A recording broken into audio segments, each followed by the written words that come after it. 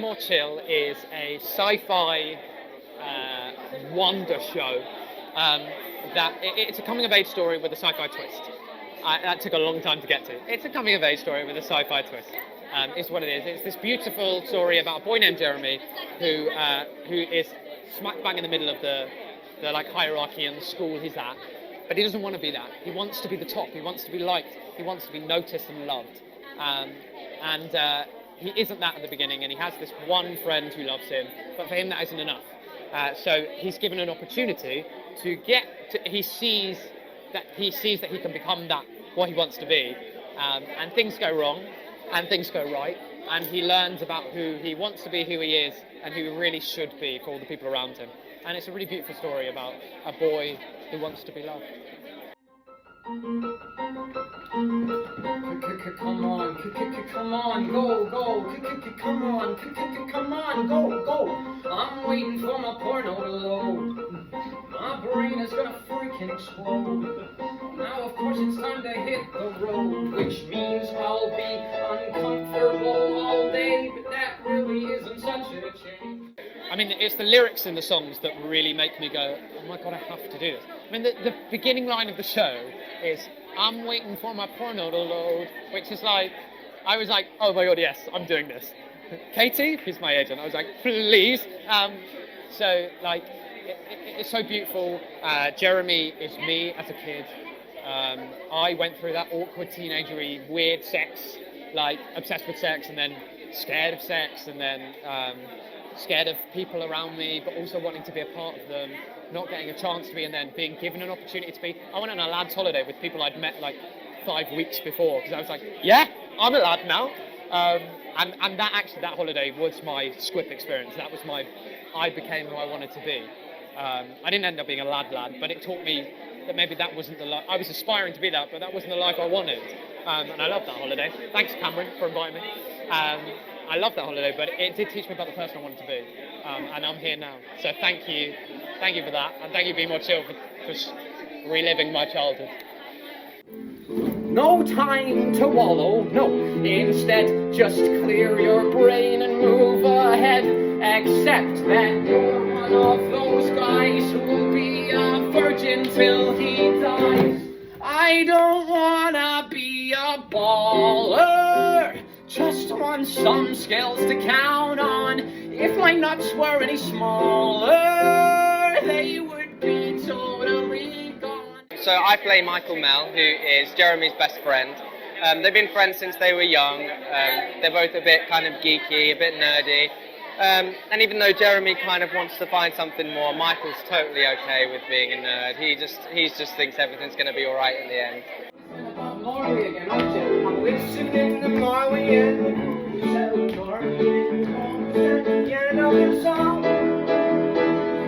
was the end. Now tell me, friend, how was class? You look like ass. What's wrong? My favourite thing about Michael is that he just doesn't care what anybody thinks. It's such a great quality that's like, it's really hard for people to feel like that way, and he just doesn't care about anything.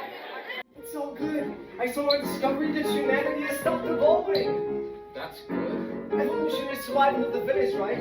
Because of technology, you don't have to be strong to survive, which means there's never been a better time in history to be a loser. Thanks. I think more and more we're becoming kind of a generation, and you know, our younger generations, of like social media, and people are discovering themselves in different ways, I think. So I think it's really important to kind of readjust the stories that we're telling so that we can kind of help people discover themselves in a way that matches the way the world is.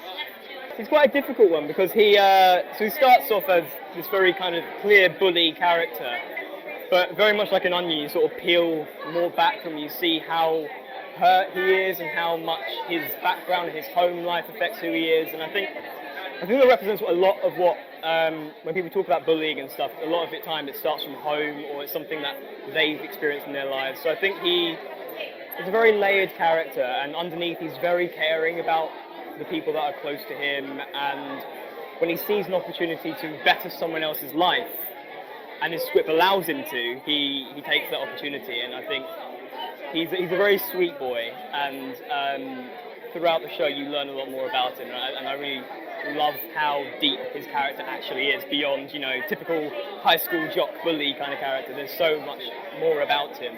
Oh, don't touch me, tall ass! I was just trying to get to my locker! Hey, you wash this off. You're dead. I navigate the dangerous hall. Focus on a poster there on the wall. I think because it speaks to a demographic of audience members that haven't really been touched massively in the last sort of decade, I'd say. You have shows like Hamilton and Jeremy Heere that do the same sort of thing where they attract young people, because it's very much about youth culture, youth music, a broad demographic of music that comes towards it.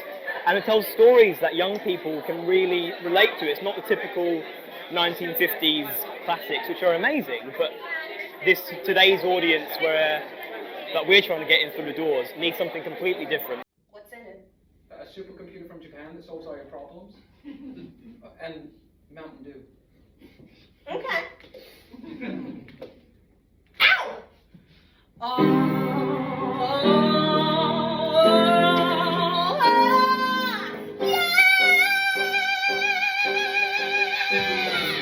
The reason why it's so successful is because it speaks to loads of people, a huge collective of people who are young, who haven't really been tapped into before, and you know, combines sci-fi as well. Like, that is the perfect combination: pop music, rock music, synth. You got like stuff from Halloween in there, like chuck sci-fi in there, chuck a really cool high school story in there. Like, I think there's so many reasons why it's been successful. I don't think it's just one or two. I think it's a really good combination of fantastic book, lyrics, music. I just think it's a phenomenal story. You never forget your first play rehearsal. Coming here is the highlight Of your day. of my life. I love play rehearsal because it's the best, because it is fun. I love play rehearsal and I get depressed as soon as it's done. But not depressed as in like kill yourself depressed. No, I'm not into self-harm. Dude, I swear here to my arm. See, I just use the word to emphasize the point. Show the passion that I got. I am passionate a lot. I mean, my character really loves rehearsals, like, so much, and we kind of we joke about it as well, because we joke that she kind of like lives there a bit in the theatre department. So I think I am enjoying it as much as her. Yeah. I have so many interests I wanna pursue. And why am I telling this to you? Guess there's a part of me that wants to. Really? There's also a part of me that wants to do this. No! Full moon! Ba! A, B, C, D, F! So I did it! Something that I think that this show does really well, and Dear Evan Hansen does really well, is it has protagonists who you wouldn't normally see as protagonists. We're used to sort of seeing like the beautiful ingenues, and we're used to seeing like the heroic men, and I think that's a lot of like the golden era theatre is like that, and that's the kind of stuff that I grew up kind of watching. But nowadays it's amazing because we're seeing characters take the protagonist roles who you wouldn't necessarily usually see, and I think it's so important for young people to be like, you know what, I am represented as well, like, and I think that's why it's popular, because you can see yourself being represented on the stage. And actually for years, you know, there were more far and few between the shows like that, so yeah, it's exciting. All the characters at school, I am not the one who the story's about. Why can't someone just help me out and teach me how to thrive? What I think people don't realise, everyone is like that, and everyone thinks like that. And although in these stories, because they have to be for the story, there are characters who seem to just fit in and are just perfect and have their place in the school, and they'll have their place in life. No one does, you know. Everyone has that voice in their head that goes, oh my god, they don't like me, or they've walked away, they didn't say that like that, like, oh my god, no one likes me, and that spiral, and some people have it more than others, and some people show it more than others, but really deep down inside, everyone is like that. And I think that's why everyone loves these musicals like Dear Evan Hansen and Be More Chill.